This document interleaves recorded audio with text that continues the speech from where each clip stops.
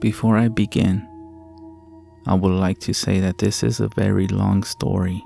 It's been something that's haunted me since I was 6 years old. Since my first encounter with it, I had dreams about this, and 2 very specific encounters with the creature. I'm sharing this story so I could possibly find help on what to do or how to get rid of this creature that's been hunting me since I can remember.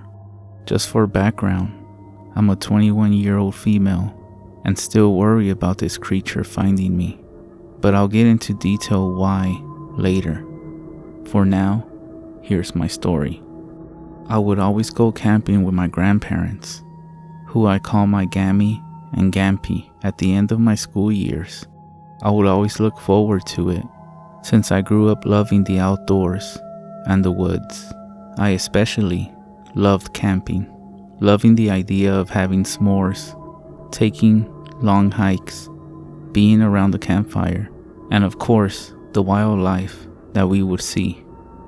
Now, I grew up in California, mostly near cities, so the forest was like my true home to me. I always prefer being near trees and dirt instead of buildings and crowded places. Besides, the woods were more quiet and more peaceful. I always felt safe when I was there, like nothing could ever hurt me. But something strange would always happen at the end of the month of May. I would have this reoccurring dream during the last week of my school year. I would be in the woods, walking alone down a dirt trail. The woods were always quiet. I would continue to walk this path until I saw this red fox poke its head from behind a tree. Its eyes were always strangely human-like, but they were yellow and somehow looked like teddy bear eyes, and it would always just stare at me. It wouldn't make a sound at all. It would just watch me. Usually, in my dream, I would go up and pet it, making the fox finally make a noise, mostly a soft growl. Then I would continue walking, and it would follow me. The first time I would have this dream was when I was actually around 5 years old, and it lasted until I was about 11. As the years went by, it would be the same exact thing. I would walk in the woods, find this fox, pet it, then continue on with my hike with it alongside me. But when I was having the same dream, on the 4th time, it would start to walk behind me. That's when I started to feel uneasy about this fox. I could hear it making odd noises, but every time I went back to look, it was just walking, like nothing was wrong, even somehow giving me a smile. Sorry to go on about a dream, but I now believe that this was a warning of the creature. Now that the dream is out the way, I can talk about my first true encounter. I was 6 years old, and I was going on a camping trip with my Gammy and Gampy for about a week. Of course, I was very excited. I was barely able to keep myself in school for the last day of kindergarten. They had picked me up right as the bell had rung, and already had the camping trailer attached to my Gampy's truck. I remember he drove an old red truck that only had 3 seats, with me being always in the middle. It took about 2 hours to get there, and another good hour to find our usual camping spot. It was deep into the woods and far from other people, as my Gammy wasn't too fond of being around other people while we were camping. As they were setting up the camping trailer, I wandered around the campsite, loving to dig in the dirt for bugs. I had sat down on the dirt and started to dig, but I noticed how quiet the woods were. It was never quiet, not even in the dead of night. I thought it was odd, but being only 6, I didn't think too hard about it. As I continued to dig for bugs, however, I thought I heard my Gammy call for me. She would always call me Sugar Booger, that being a nickname she gave me since I was born. That's what I had heard, but it sounded like she was very far away and somewhat sick. Sugar burger. I looked up where I heard it coming from, which was from the woods, but there was no way she was there because she was still unloading stuff from the truck. Even at the age of 6, it didn't feel right, so I walked closer to my grandparents and stayed next to them. I soon forgot about this weird encounter I had as we began to have fun. For the rest of the day, we played card games, sat next to the campfire as we ate dinner, and stared up into the stars. I always loved seeing the stars. There was never any where I lived at. We started to get sleepy around 9 p.m., I believe, and we started to get ready for bed. There were bunk beds that me and my gammy would sleep on, keeping our luggage on the top bunk, and we would sleep on the bottom bunk. Due to my gampy snoring, he would sleep on the couch of the trailer. I would always sleep next to the trailer window, just in case I couldn't sleep and wanted to look outside. I fell asleep pretty quickly though, that being the last day of school and all. It was pretty exhausting. I remember waking up maybe hours later. It was still pitch black outside. It wasn't weird for me to wake up late in the night, since I always had sleeping issues. I rolled onto my side, trying to fall back asleep until I heard, "Sugar booger." My eyes immediately shot open as I heard my nickname being spoken, but I knew it wasn't either of my grandparents. They were both asleep, and they were never known to sleep talk before. I started to feel this horrible feeling in my gut, like whatever I was hearing wanted to really hurt me. Even at the age of 6, I knew this wasn't normal. Then I started to hear tapping at the trailer window. It was soft, but loud enough for me to hear it. I just sat there, frozen in fear.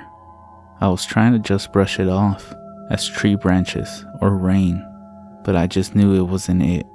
I could tell it was really someone or something tapping on the window.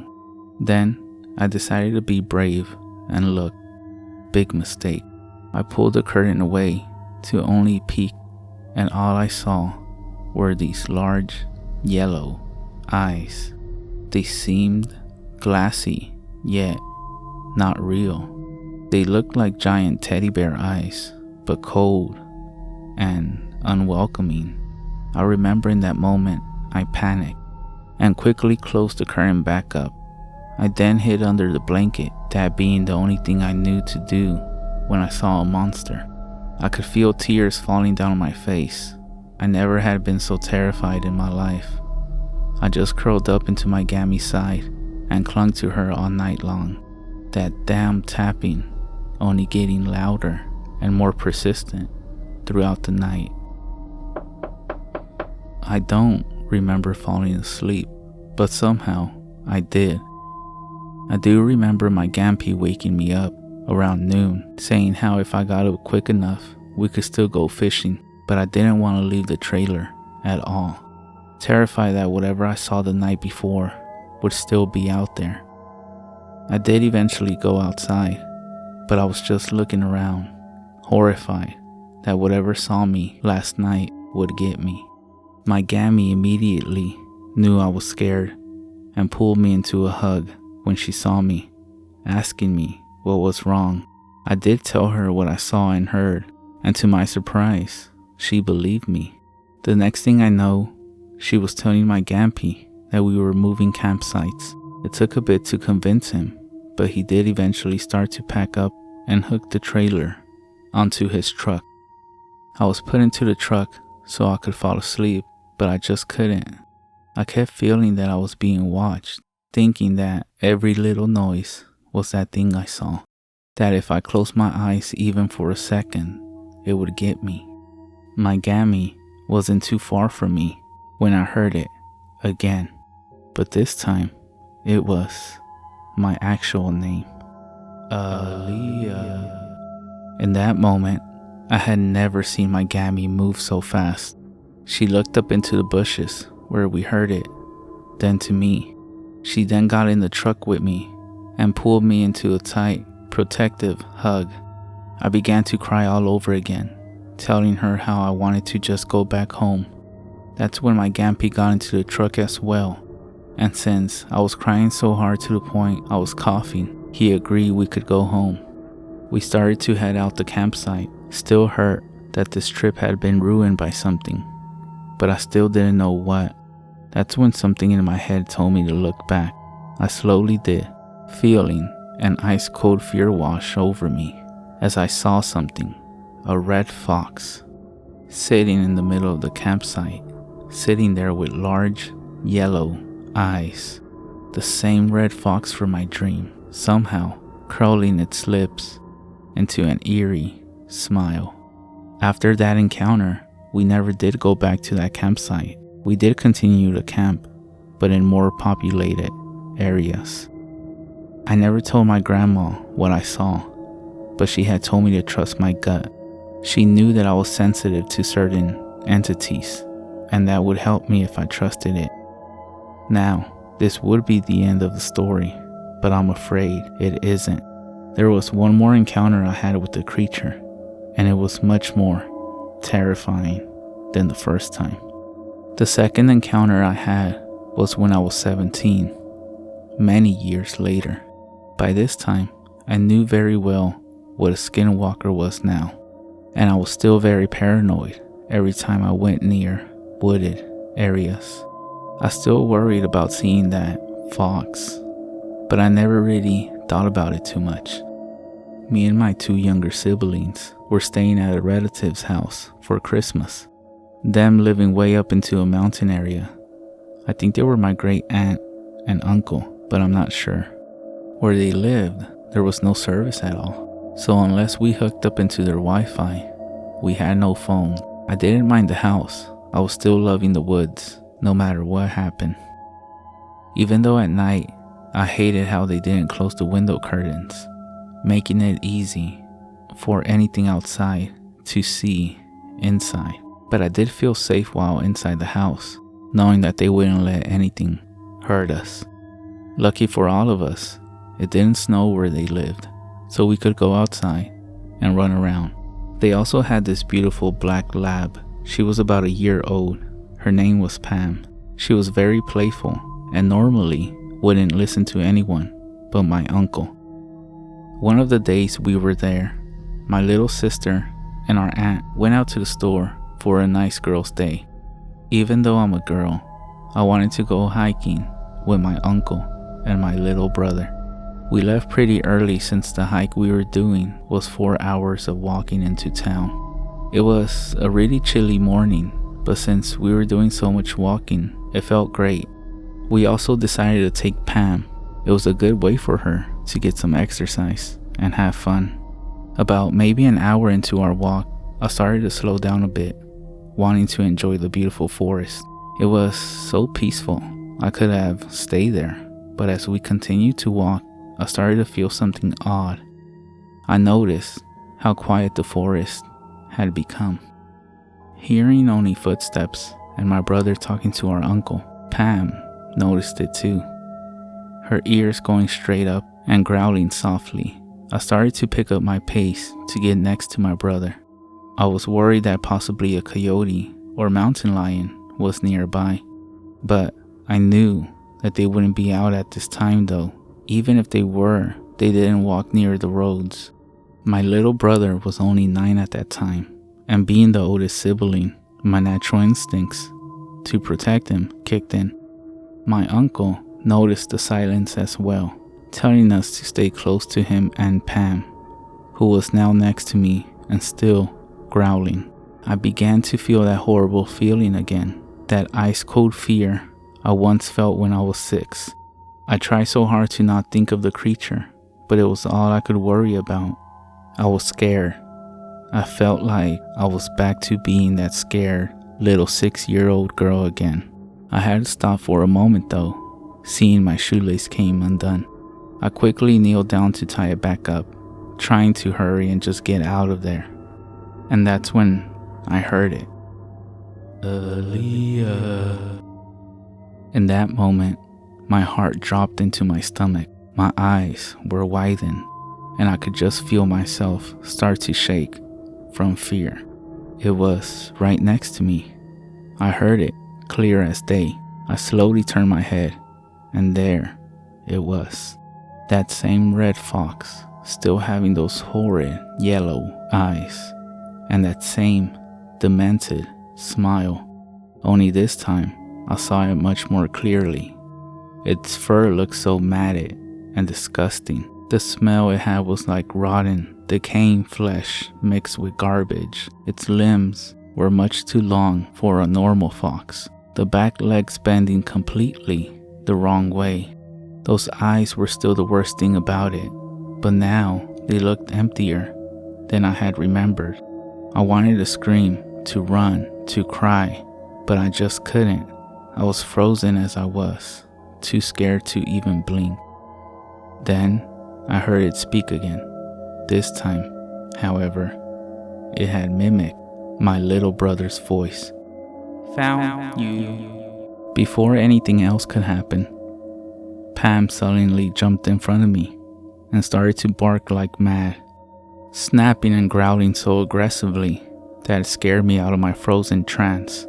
When I looked back, it was gone. I used that moment to run over to my brother and uncle, who didn't see what I saw, as they were too far ahead now. But I heard my uncle start to pray and sing a song under his breath, keeping my brother and myself close to him. I was just too scared to even look back, so I just kept my eyes on the ground and refused to stop walking. Pam had stopped barking, but she was still growling and never left my side as we continued our hike. My little brother was a bit worried, but he just thought it was a coyote. When we finally made it into town, my uncle had called our aunt and told her to pick us up, saying something about how it wasn't safe for us to walk back. Thankfully, she did come and get us, but she was confused since we talked about that hike for days. On the car ride back, Pam never left me alone. She was right with me the entire time. She knew that thing was after me, and she was protecting me. I was very grateful that she was with us. Who knows what would have happened if she wasn't. When we got back to the house, I was talked to by my uncle and aunt. I told them what happened and what I saw, and then they started to pray and check that all the locks were shut tight. My aunt started putting something around the doors. I now believe it was most likely ashes, but I never did find out. Unfortunately, this made our Christmas vacation cut short, as they were worried that I was not safe while still in the woods. We had to be taken home the next day. They made an excuse of how there was an emergency with a friend and that they had to help them out. I felt horrible that this Christmas was ruined, but once I did leave the woods, I truly felt safe again. Before they had to drive back home though, they told me that it wasn't my fault, and that lucky for all of us, it didn't hurt me or the other kids. It did make me feel a bit better, but it still brought up a lot of questions and worries. It was still around. How? Why? What did it want from me? Does it want my skin? My soul? Was I just going to be tormented by this thing forever? I still don't have answers to these questions, and that's what really scares me. Now, I have long moved from California, and now live in Kentucky. I do live in the woods, but so far, that thing hasn't found me. I know that seems very stupid on my part, but life had changed a lot when I was growing up. I was given no other option to live somewhere else, and my grandpa in Kentucky was kind enough to let me live with him. So please don't call me an idiot for moving to the woods when I had no other choice. Anyways, I am happy it hasn't found me, but I'm still worried. Can it still find me? Is it still hunting me? I'm not close to anyone who knows truly on how to get rid of this thing, and that's why I'm telling my story now, so I can possibly find help. So please, If there's anyone out there who does know, please help me.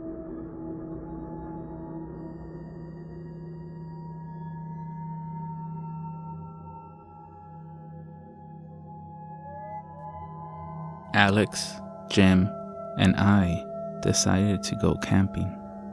We set up camp, decided to just drink and talk, and that's what we did all night. About anything and everything that came to mind. It was 3 a.m. and we were still chatting away until we heard something in the trees. Some kind of cracking sound. Could be a bird, said Jim. A big damn bird, I replied with slight confusion. Could be a monkey, joked Alex. We shared a laugh and ignored the sound and continued to talk. Another half hour had passed and the sound had completely stopped. I wonder what that was anyway, Alex said. Well, I have no clue, I replied, taking a sip of my beer. Well, I hope it's gone, because I need a piss, Jim said, standing up and heading to the trees. A few minutes passed, and Alex and I grew concerned. We best go look for him, said Alex. He sounded a little annoyed. We stood up and walked in the direction Jim went. It didn't take long to find the first drop of blood, and then the trail that led deeper into the woods. What the fuck? I said, shaking. We began shouting for him, following the trail. I was the first to see him, standing in a clearing about 10 meters away. He was facing away from us.